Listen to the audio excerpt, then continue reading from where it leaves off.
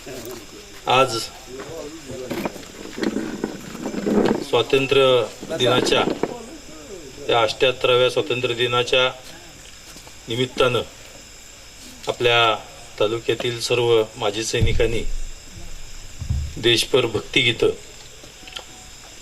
देशपर गीत आज या ठिकाणी भक्तिगीतं नव्हती ना, देशावरची गीतं, या गीताचा आज आपल्याच तालुक्यातील आपल्याच भागातील सर्व गायकांनी गाऊन या ठिकाणी सूरसंगम ग्रुप यांनी आज सर्वांनी या निमित्ताने येऊन सर्व आपल्या तालुक्यातील सर्व माजी सैनिकांच्या विनंतीला मान देऊन या ठिकाणी हा कार्यक्रम आयोजित केला।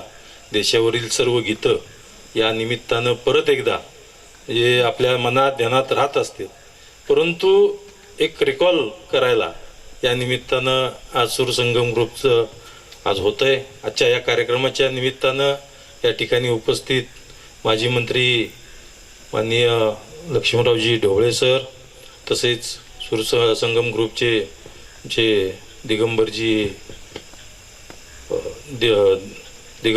तसेच या निमित्तानं आमचे संतोषजी, तसेच अजयजी सर्वदे, आमचे प्रदीपजी खवतोडे, या निमित्तानं उपस्थित आमचे लहूजी डगे, तसेच गुरुवर्य कोंडबरी गुरुजी, तसेच सावळे सर, आपल्या या खवतोडे मेंबर एक राहिले तिकडं सारखं लक्ष असतंय माझं, आमचे कदम सर, राकेशजी, माजी सैनिक या संघटनेचे अध्यक्ष पवार साहेब, स्वामी मेजर, आमचे दाजी सतीशजी, नागणे साहेब, सर्व उपस्थित या निमित्तानं माजी सैनिक संघटनेचे सर्व पदाधिकारी उपस्थित, माता भगिनी आणि सर्व रसिक बंधूंनो, आज खरं म्हणजे सूरसंगम ग्रुप या गायनाचा कार्यक्रम, एखादं गाणं कुठं ऐकलं असेल, पण दिगंबरचं यांचं सह्या इथे जे गायक आहेत, लहूजी डग्यांचं मी ऐकलं होतं बऱ्याच वेळेला,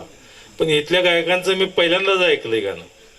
आणि ही गाणं ऐकल्यानंतर मला नक्कीच एक ज्या वेळेला देशावर अनेक संकट आली, देश स्वातंत्र्याच्या काळामध्ये जी गीतं निर्माण झाली आणि ज्या गीतावरती लोकांना, नेते मंडळींना, ह्या सगळ्यांना, देशातील सर्व नागरिकांना प्रोत्साहन मिळून, ह्या गीतावर प्रोत्साहन मिळून जी स्वातंत्र्याची चळवळ अधिक गतीने या ठिकाणी धावली गेली, जे सैनिक या निमित्तानं युद्धामध्ये मनामध्ये थोडीशी कच खाल्ली होती, युद्धामध्ये कुठेतरी आपण एखादं पाऊल कमी पडतो का काय अशी भीती सैनिकाच्या मनामध्ये होती, परंतु याच गीताने त्याच सैनिकांना प्रोत्साहन देऊन त्या ठिकाणी दुश्मनावर सुद्धा मात करण्याचं काम या गीतांनी केलेलं आहे।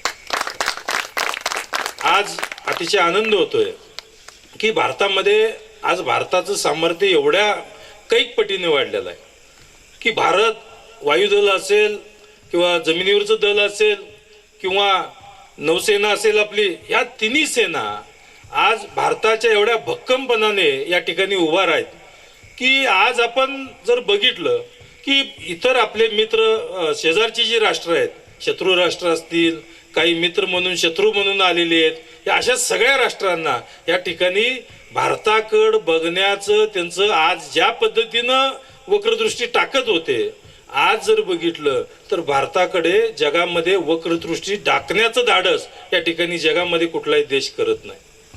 त्याचं कारण हे आज सीमेवरती जे सैनिक आहे, हे आपल्या तिन्ही सेना आहेत, ह्या तिन्ही सेना या ठिकाणी आपल्या सीमारेषेवर ठामपणे मांडून त्या ठिकाणी जे आपले दुश्मन आहेत, ते दुश्मन आपल्याकडे जे घुसखोरी करत असतील किंवा वेगळ्या नजरेनं बघत असतील, अटॅकिंग भूमिका असेल, तर या सैनिकांच्या जोरावरती आज आपला भारत देश आणि भारत देशातील 140 करोड जनता या ठिकाणी सुखासमाधानाने जी जर आज राहत असेल या भारतामध्ये, तर आज हे सर्व तिन्ही दलाचे आपले सैनिक आहेत। या सैनिकांमुळं आज आपण बघतोय अनेक युद्ध होण्याची सुद्धा वाचवली आपण। आज आपल्या देशाचे पंतप्रधान मोदीजींनी गेल्या 10 वर्षामध्ये सैनिकांच्या बाबतीत जे जे निर्णय घेतले ते निर्णय अतिशय मोलाचे निर्णय आहेत। कारण सुरुवातीला आज आपण सर्व माजी सैनिक या ठिकाणी आहात. सीमेवरती गेल्यानंतर दिल्लीवरनं तुम्हाला ऑर्डर आल्याशिवाय तुम्ही फायर करू शकत नव्हता. गायकवाड साहेब बरोबर आहे, स्वामी मेजर बरोबर आहे का नाही? कुठे गेला आमचा चांगेजी? पण आज तसं नाही, आणि त्या गोळ्याचा हिशोब बी नाही आहे. पहिला तुम्हाला हिशोब तर द्यावा लागत होता. बरेच वेळेला आमची काय चांगेजी आमच्या बरोबरच होतं, त्यामुळं काय आमचं सारखं बोलणं व्हायचं. परंतु आज या ठिकाणी दुश्मन दिसला, त्याला त्या ठिकाणी ऑर्डरची गरज नाही किंवा त्या गोळ्याचा हिशोब द्यायचा नाही, तर दिसला दुश्मन की घाल गोळी. ही अशा पद्धतीचं जवाब पत्थर से दे दो. हा, तर अशा पद्धतीनं आज सीमारेषेवर ज्या वेळेला सैनिकांना सुद्धा अशा पद्धतीचं प्रोत्साहन या ठिकाणी मोदीजींनी दिलं. आणि आज तुम्ही बघताय कॅप्टन साहेब, तुम्ही सुद्धा या ठिकाणी ज्या वेळेला सैन्यात होता त्यावेळेला तुमची शस्त्रास्त्र कशा पद्धतीने होती आणि आजची शस्त्रास्त्र कशी आहेत. कारण तुम्हाला दिलेली शस्त्रास्त्र हे भारतीय बनावटीची कमी आणि बाहेरची इम्पोर्ट केलेली तुम्हाला शस्त्रास्त्र असायची, आणि एक्सपायर डेट जरी झाली तर त्याला ओव्हरऑलिंग करायचं आणि परत तुम्ही ती वापरायची. म्हणजे युद्धाला गेल्यावरच तर मग खूप अवघड असायचं. गोळी कधी फायर होती का नाही होती याची भीती सुद्धा या ठिकाणी जवानांच्या मनात असायची. परंतु आज या ठिकाणी भारतामध्ये जेवढी तिन्ही दलाला शस्त्रास्त्र लागते तेवढी शस्त्रास्त्र या भारतामध्ये मेड इन इंडिया भारतीय बनावटीची सर्व शस्त्रास्त्रे तयार होतात. आपल्या तर सैन्याला तर पुरवलीच जातात आणि एक्सपायर डेट झाल्यानंतर ती शस्त्रास्त्र त्या ठिकाणी डॅमेज करून टाकली जातात. आणि ही शस्त्रास्त्र आज आपल्या भारतीय बनावटीची शस्त्रास्त्र आपल्या सैन्याला पुरवून जगामध्ये इतर देशाला सुद्धा आपण या ठिकाणी भारत देश ते सर्व शस्त्रास्त्रे दारुगोळा या निमित्तानं आपण पुरवठा करतोय. म्हणजे आज सैन्यांच्या बाबतीत सुद्धा एवढ्या पद्धतीनं शस्त्रास्त्रे असतील, दारुगोळा असेल, तर या निमित्तानं एवढ्या मोठ्या प्रमाणात आज या ठिकाणी भारतात बनू लागला. आज आमच्या सैन्यालाच नाही तर जगातील कुठल्याही सैन्याने मागू द्या त्या ठिकाणी तशी शस्त्रास्त्र आणि तसा दारुगोळा देण्याचं काम आज भारत देश करत आहे. म्हणजे आपल्याला पुरून विकू शकतोय आपण, एवढ्या पद्धतीचं आज या ठिकाणी शस्त्रास्त्र बनवण्याच्या फॅक्टरी तयार केल्या. आज आपण बघतोय नौसेनेच्या बाबतीत, नौसेनामधले असतील आपल्यातले कोण नौसैनिक कोण आहेत इथं आहेत का कोण? नौदलामध्ये आज आपण बघतोय छत्रपती शिवरायांचं त्या ठिकाणी आज आपण बघतोय समुद्रामध्ये ज्या वेळेला आरमार उभा केलं छत्रपती शिवाजी महाराजांनी, तर त्या वेळेला या ठिकाणी म्हणजे हे इंग्रजांचं बघून या ठिकाणी छत्रपतींनी आरमार उभा केलं. तशाच पद्धतीनं नौसेनेची सुद्धा गेल्या 10 वर्षापूर्वी अत्यंत बिकट अवस्था होती. म्हणून मी विचारलं नौसैनिक कोण आहेत का आपल्यातली. कारण आम्हाला सर्व आमदारांना त्याची प्रात्यक्षिक सर या ठिकाणी नौदलाला म्हणजे आज नेव्हीमध्ये त्या ठिकाणी विक्रांता, विशाखापट्टणम ह्या ज्या हे त्या नौका, युद्ध नौका, या युद्ध नौका आम्ही त्याच्यावरती गेलोय. तिथले कॅप्टन, तिथले सगळे अधिकारी आम्ही भेटलो. ते म्हणले या जहाजेवर येण्याची म्हणजे आमच्या घरच्यांना सुद्धा या ठिकाणी परवानगी नाही. परंतु असा एखादा दिवस येतो की आज तुम्ही सगळे आमदार, तुमचे सगळे फॅमिली आणि काही मंडळी त्या निमित्तानं त्याची प्रात्यक्षिक नौदलाची प्रात्यक्षिक बघायला आम्हाला या ठिकाणी आत घेऊन गेले होते. तर प्रात्यक्षिक बघितल्यानंतर, कारण ते प्रात्यक्षिक तुम्हाला कधी बघायला मिळतील का नाही मिळतील मला माहित नाही, किंवा परत त्याचा नियम शिथिल कुठे जर झाला त्या ठिकाणी सगळ्यांना त्या नौदलाच्या ज्या युद्ध नौका आहेत त्या युद्ध नौका आपल्याला बघायला मिळतील. तर त्यातली आम्हाला जी काही प्रात्यक्षिक दाखवली त्यातली काही प्रात्यक्षिक सांगतो. आज ती जर युद्ध नौका बघितली, आपला जर साखर कारखाना बघितलाय, कारखाना तर बऱ्याच लोकांनी बघितलं असतं, हे अशी 6 कारखाने त्या युद्ध नौकेमध्ये घालावं लागतील. आम्ही म्हणलं एवढी एवढी जहाज असेल, पण ते जहाजाच्या खाली एक टप्पा असा 6 मजले आम्ही खाली गेलो होतो. म्हणजे एवढे त्या ठिकाणी त्याच्यावरचा बॉयलर असतील की त्याच्यावरती असणारे रडारच्या यंत्रणा असतील, त्या ठिकाणी 200 किलोमीटरवर असणारं जहाज, 200 किलोमीटर असणारी पाणबुडी ही या युद्ध नौका त्या ठिकाणी त्याचा सर्च घेते आणि त्याच्या सर्च घेतल्यानंतर त्या ठिकाणी त्याला वॉर्निंग देते. एखाद्या पाणबुडीला वॉर्निंग द्यायची कशी ह्याचंही प्रात्यक्षिक होतं. एखादं टार्गेट देते, ते टार्गेट त्या ठिकाणी आज एखादा देवावर एक देवा सोडला होता वर त्याने, ते आम्हाला दिसत होता. म्हणजे आम्हाला असं चांदणी दिसते ना, अशी चांदणी एवढं ते झाला होता देवा. तो देवा ते टार्गेट धरलं होतं. त्या टार्गेटमधनं एक बंदूक होती, ऑटोमॅटिक बंदूक होती. त्याच्या गोळ्या जर बघितल्या तर 9 इंचाच्या आसपास गोळ्या असतील त्या गोळ्याच्या ह्याच्या. एका रायफलमधनं त्या टार्गेटला अशी पूर्ण छत्री करत होती. म्हणजे ती जी बंदुकीतनं गोळ्यात निष्ठत जात होत्या, तर त्या बंदुकीतल्या गोळ्यातून 9 इंचाची एक गोळी बाहेर पडायची आणि माणूस नाही त्याला हे करायला.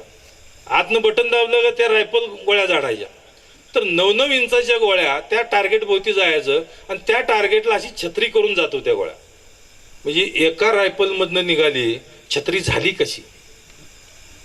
ही अशा पद्धतीची टेक्नॉलॉजी त्या रायफलमध्ये होती. म्हणजे आज सांगायचा उद्देश काय की जगामध्ये सगळ्यात मोठी आज शस्त्रास्त्र आपण बनवतो. शस्त्र बनवतो, एकदा गोळी सुटली त्या गोळीचं स्पीड एवढं, दुसरी गोळी सुटली त्याच्या मागं जाईल, तिसरी गोळी सुटली त्याच्या मागं जाईल, चौथी गोळी सुटली त्याच्या मागं जाईल. पण ही छत्री करून असं ज्या वेळेला पूर्ण छत्री करून ती गोळ्या कशा जात असतील हे आम्ही डोळ्यांनी प्रात्यक्षिक बघितले. ज्या वेळेला ती छत्री होऊन त्याचं रायफल ऑटोमॅटिक बंद झाली त्यावेळेला ती पूर्ण लाल बंद झाली होती. आम्ही म्हणलं आता काढूनच फेकावं लागत. ते म्हणले नाही, पुढचं काढून टाकायचं आणि परत त्याला हे लावायचं रे. तर अशा पद्धतीनं आज त्याच्यावर ते टॉर्पेडो होते जहाजेच्या पुढं. त्या जहाजेवरती तर कमीत कमी 600 लोकांचा स्टाफ होता. म्हणजे ती दोर वाढायला, साखळ्या वाढायला, मी जहाज फक्त चालवायला 600 लोक. त्याच्यावरती असणारे कॅप्टन वेगळे, त्याच्यावरती असणारे सैनिक वेगळे. म्हणजे अशा एवढ्या लोकांना त्या नौकेवरती. तर त्या ठिकाणी 2 हेलिकॉप्टर आमच्या ह्याच्यावरती होते. तर 2 हेलिकॉप्टर होते. एका युद्ध नौकेवर एक विमानतळ होतं, म्हणजे विमान उतरवायला त्या ठिकाणी होतं. म्हणजे अशा युद्ध नौका या ठिकाणी आपल्या भारतीय बनावटीच्या झाल्या आणि ह्यातली 100% भारतीय बनावटीच्या या युद्ध नौका आहेत. जे टॉर्पेडो आहेत ब्रह्मास्त्र, तर 16 टॉर्पेडो वरती होती त्या जहाजीच्या आणि खाली वेगळी होती, म्हणजे साईड न येणारे, आणि मागच्या बाजूला वेगळे होते. तर असे जवळजवळ 60 ते 70च्या आसपास टॉर्पेडो, त्या ब्रह्मास्त्र टॉर्पेडो त्या ठिकाणी होते. आणि त्याची रेंज या ठिकाणी एक जर त्या ठिकाणी टॉर्पेडो जर सोडलं त्या जहाजेवरनं, त्याचा मारा पाण्यातून जमिनीवर 1000 किलोमीटरचा मारा आहे. म्हणजे आपण मुंबईतनं जर सोडलं ती मिसाईल किंवा टॉर्पेडो तर आपण 400-500 किलोमीटर आहे. मी इथनं 500 किलोमीटर पुढे जाऊ शकतो. तर अशा त्या पद्धती या युद्ध नौका, भारतीय बनावटीच्या युद्ध नौका या निमित्तानं आपल्या भारताकडं या निमित्तानं मोदीजींनी याचे सगळ्या निर्माण केलं. आणि आज या युद्ध नौकेला भिवून, या ज्या युद्ध नौका आहेत आपल्या, ह्या युद्ध नौकेला भिवून या ठिकाणी जगामध्ये आपल्याशी, म्हणजे प्रत्येक सैन्यामध्ये, जसं मी आज नौदलाचं सांगतोय तसं जमीन दलाचे त्या ठिकाणी टेक्नॉलॉजी वाढवलेले आहेत. वायुदलाचे सुद्धा टेक्नॉलॉजी बऱ्याचशा वाढवलेले आहेत. वायुदलाचं सुद्धा त्या निमित्तानं आम्हाला ट्रेनिंग दाखवलं. ते वेगळे फायटर विमान बी आमच्या वेळेला आणले होते तिथं दाखवायला सर. तर ते फायटर विमानाला सुद्धा त्या ठिकाणी वॉर्निंग कशी द्यायची, त्या ठिकाणी त्याला कसं हे करायचं, हे सगळं त्याच्यावरती प्रात्यक्षिक होतं. म्हणजे विमान जरी त्या ठिकाणी कोसळायला आलं तर ते हवेतल्या हवेत कसं उडवायचं, त्याला वॉर्निंग द्यायची एखादं, हे आज युद्ध नौका करतात. परवा चायनाने त्या ठिकाणी हाँगकाँगला कुठंतरी असंच, आज जसं बांगलादेशामध्ये चालू होतं तशाच पद्धतीनं चायनाने घडवून बांगलादेशामध्ये जी दंगल घडवून आणली तशीच दंगल या ठिकाणी हाँगकाँगला का सर कुठे चायनाच्या बाजूचा आहे मला ते देशात बहुतेक हाँगकाँगलाच तिथं. तर तिथंही त्या निमित्ताने होती. चायनाने बऱ्याच वेळेला प्रयत्न केला की ते राष्ट्र ताब्यात घ्यायचं. तिबेटला का? तर ते राष्ट्र ताब्यात घ्यायचं ठरवलं. तर ते राष्ट्र जर ताब्यात घेतलं, जसं बांगलादेशाचं त्या ठिकाणी जे ते मार्टिन बेट होतं ते बेट अमेरिका मागत होती, कारण त्याचं चायना भारत हे जे आज भारतात बलशाली व्हायला लागलेत, हे आज जगामध्ये सगळ्यात मोठ्या ह्याच्यावर चाललेले आहेत, त्याच्यावरती निगराणी ठेवायला हे होत राहणार आहे. तर अशा पद्धतीचं ते जर ही घेतलं तर चायना त्या ठिकाणी चायना बरेच दिवस झालं प्रयत्न करते, परंतु त्यावेळेला भारताच्या युद्धनौका ह्या ज्या वेळेला भारताचं आरमार ह्या युद्धनौका त्या राष्ट्राजवळ जाऊन उभारल्या त्यावेळेला चायनानं जे आपण बरेच टी व्हीवर बघत होतो बघा, मध्यंतरी मला वाटतं 1 वर्ष सुद्धा झालं नाही त्याला, तर ते चायनाने जे सैन्य पाठवलं होतं त्या राष्ट्रावर ते सैन्य पाठीमागे घेऊन गेले. त्याचं कारण हे आपल्या युद्धनौका आहेत. आज जगामध्ये सर्वात पॉवरफुल आज जर युद्धनौका जर होत असतील तर त्या आपल्या या विक्रांता, विशाखापट्टणम, चेन्नई अशा सगळ्या युद्धनौका या भारतीय बनावटीच्या आज या निमित्तानं झालेल्या आहेत. खरं म्हणजे बरीच टेक्नॉलॉजी आज अपग्रेड करून या ठिकाणी आपल्या तिन्ही दलं सज्ज आहेत. परंतु हे तिन्ही दलं सज्ज असताना सुद्धा मला अजून या ठिकाणी सांगायचा करण्याचा बराच वेळ झालाय. आपल्यालाही सगळ्यांना भूक लागली असेल, कारण हे युद्ध हे आता झाली, हे दिसण्याची युद्ध झाली, तर आता व्हायरस रूपी युद्ध चालू झाली. त्याच्यावरती सुद्धा या ठिकाणी सैनिक चांगल्या पद्धतीनं काम करतात. व्हायरस रूपी युद्ध म्हणजे कोरोनाचं युद्ध आपण सगळ्यांनी अनुभवलंय, आपल्या पिढीने अनुभवलंय. तर अशा पद्धतीची युद्ध या निमित्ताने आज कितीतरी व्हायरस या निमित्तानं आपल्या अवतीभोवती फिरतात. या निमित्तानं आपण मानव धर्म म्हणून, कारण ह्याच्यापूर्वी झालेले आहेत टीबी, हे सुद्धा एक शस्त्रच होतं. हे जे आपल्या ह्याच्यामध्ये आलं, आज टीबी सगळ्या माणसांच्या प्रत्येक म्हणजे एका डॉक्टरांच्या ह्याच्यामध्ये मी होतो, तर डॉक्टरांनी सांगितलं 99.90% लोकांना हा टीबीचा रोग आहेच. ते कसं काय, तर त्या टीबीला आज आपण जसं कोरोनामध्ये जशी लस घेतली तशी लस आपण त्यावेळेला घेतली आहे. नवीन मुलं होते त्या लसीमध्ये रूपांतर करून त्या टीबी अँटी टीबी म्हणजे टीबी होऊ नये, झाला तरी काय होऊ नये याकरिता त्या लसी आता व्हायला लागलेल्या आहेत. तर आज म्हणजे ह्या सगळ्या युद्धावरून आज एक होतंय की माणसाचं आयुमान हे पहिलं 100 वर्ष होतं, 100 वर्षावरून 70 वर आलं, 70 वरनं आता कुठं 60 वर. मला वाटत नाही आम्ही बी आता 60 सर होतोय, नाही ह्यांची पिढी जाणार ना 70, 80, 90 त्यांना रे काय अडचण नाही.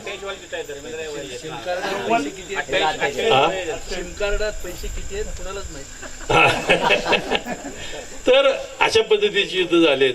अशावर सुद्धा या ठिकाणी निर्बंध घालण्याचं काम आज आपला भारत देश चांगल्या पद्धतीने करत आहेत. म्हणजे आज पहिली युद्ध होती आपण बघितले, तलवारी होत्या, तोफा होत्या, परत बंदुका आल्या, परत त्या ठिकाणी रणगाड्या आले. परंतु आता हे सगळं सोडून हे व्हायरस युद्ध सुद्धा या निमित्तानं आलेले आणि याच्यावरती सुद्धा या ठिकाणी आपला भारत देश चांगल्या पद्धतीनं काम करत आहे. आणि आज आपल्याला सैनिकांच्यामुळं आज आपण सर्व 140 कोटी जनता आपल्या भारतामध्ये चांगल्या पद्धतीनं आज आपण श्वास घेऊ शकतोय.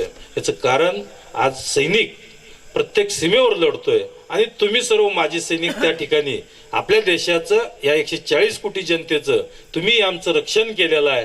आणि आम्हाला नक्की खात्री आहे की या निमित्तानं तुमच्यामुळं आम्ही या आजच्या या जगामध्ये मंगळवाड्यामध्ये नर्मदा पार्कमध्ये या निमित्तानं श्वास घेतोय. आज तुम्ही जरी तिथून माझी होऊन आला असेल तर आज या निमित्तानं तुमचे भाऊबंद तिथं कामाला लागलेले आहेत. त्यांनाही आजच्या या स्वातंत्र्य दिनाच्या निमित्तानं आपल्यालाही शुभेच्छा. आणि जे सैनिक सीमेवर लढतंय त्यांनाही मनापासून या ठिकाणी शुभेच्छा.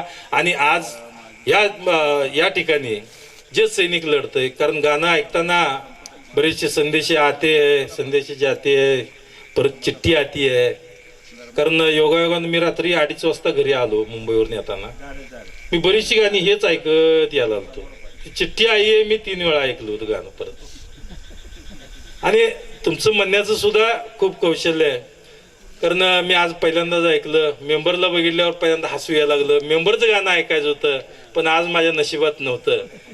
पण परत पुढच्या वेळेला नाही प्रत्यक्षिक बघू डिगा म्हणजे आज दिगंबर बगरे या निमित्तानं आज गाण्याला उठले आणि गाण्याला उठल्यानंतर मला हसू यायला लागलं.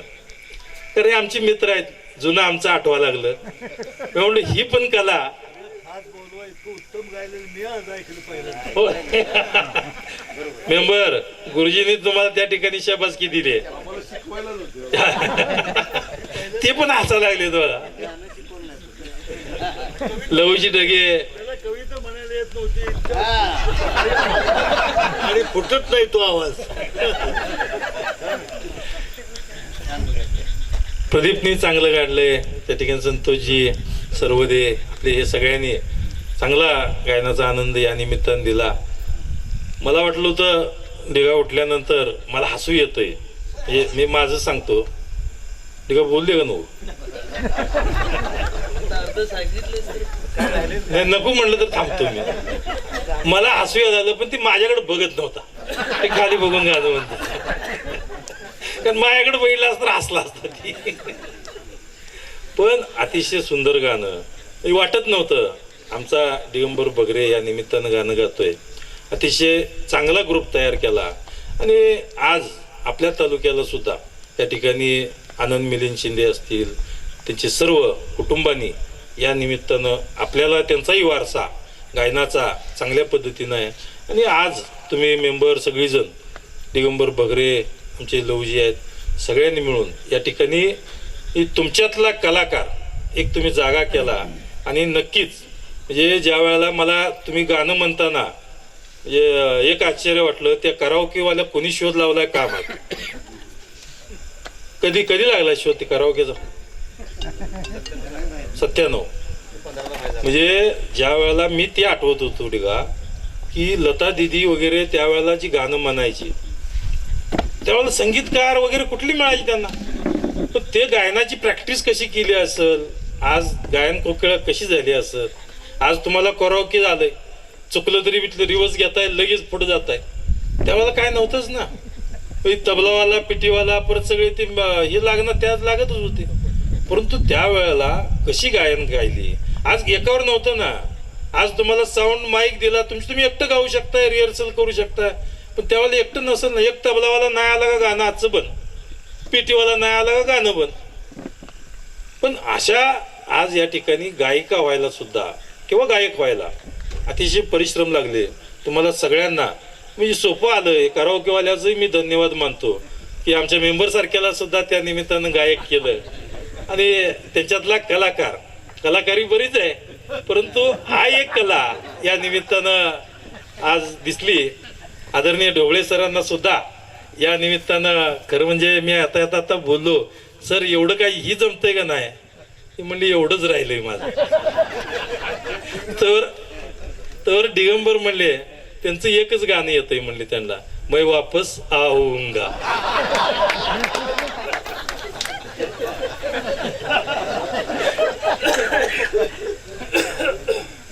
जमत असेल तर एखादा ऐकू द्या आम्हाला सगळ्यांना सर. तर अतिशय सुंदर हा कार्यक्रम झाला. मी तर थोडस जास्तच वेळ घेतला. आजच्या या कार्यक्रमाच्या निमित्तानं मी परत एकदा आपल्या सगळ्यांना, माझी सैनिकांना आणि इथं उपस्थित असलेल्या माता भगिनी आहेत, या सगळ्यांना मनापासून शुभेच्छा देतो.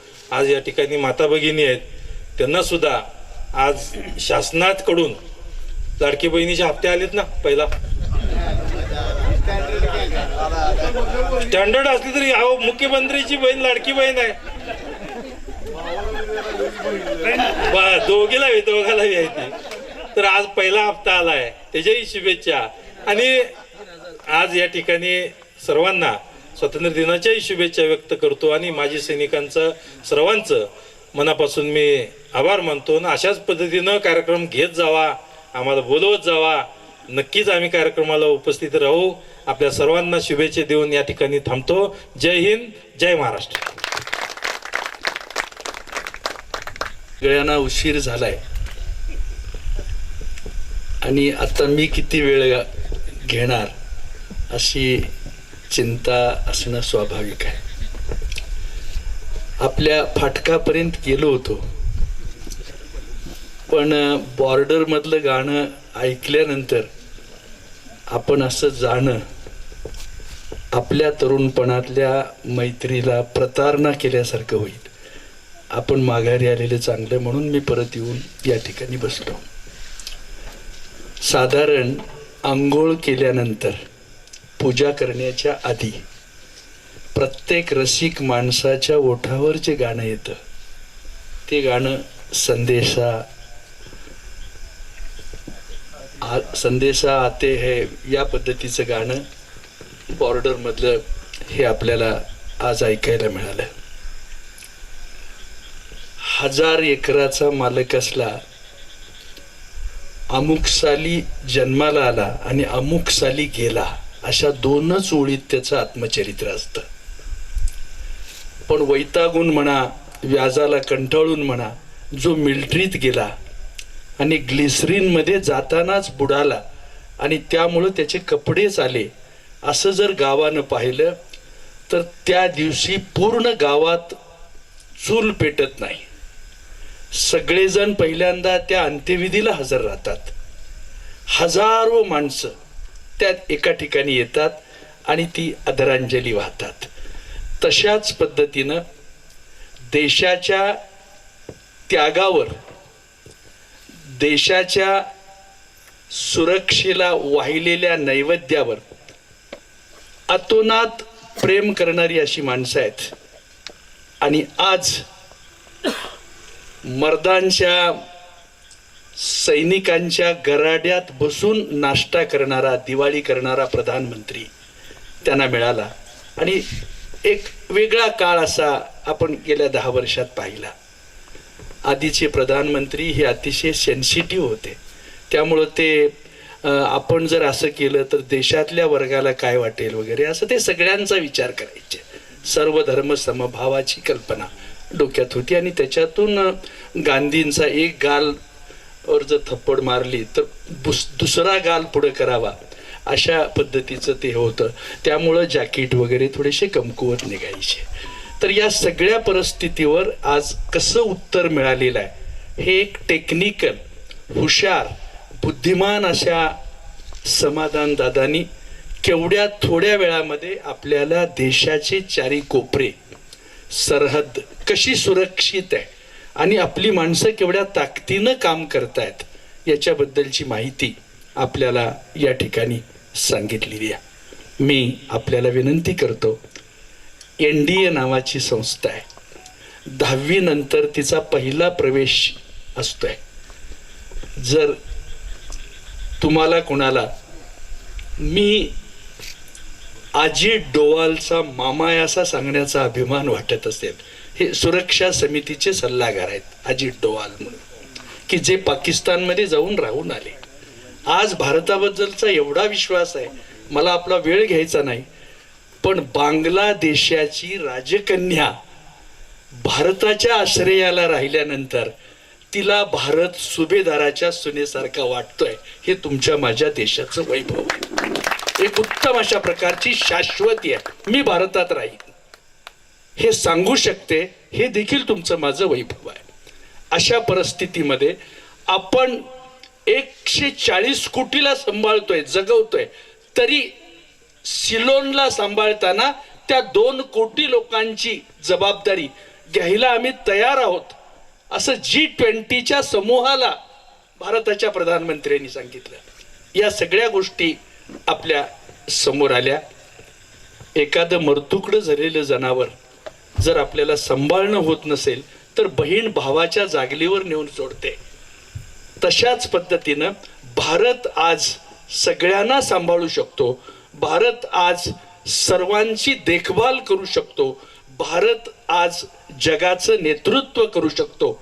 अशी गाणी आज या ठिकाणी या सगळ्यांनी गायली. मी या सगळ्यांचा अंतःकरणपूर्वक आभार मानतो.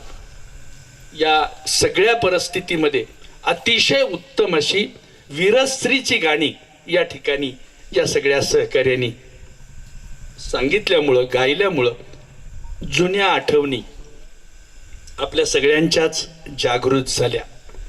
काही पोरं उन्हाळ होती, काही पोरं वर्गात बसत नव्हती, पण 4 पुस्तकं छातीला लावून वाट बघत बसण्याची जी त्यांची तळमळ होती तर ती तळमळ देखील गाण्यातून कशा पद्धतीनं व्यक्त होते हे आपण सगळ्यांनी पाहिलं.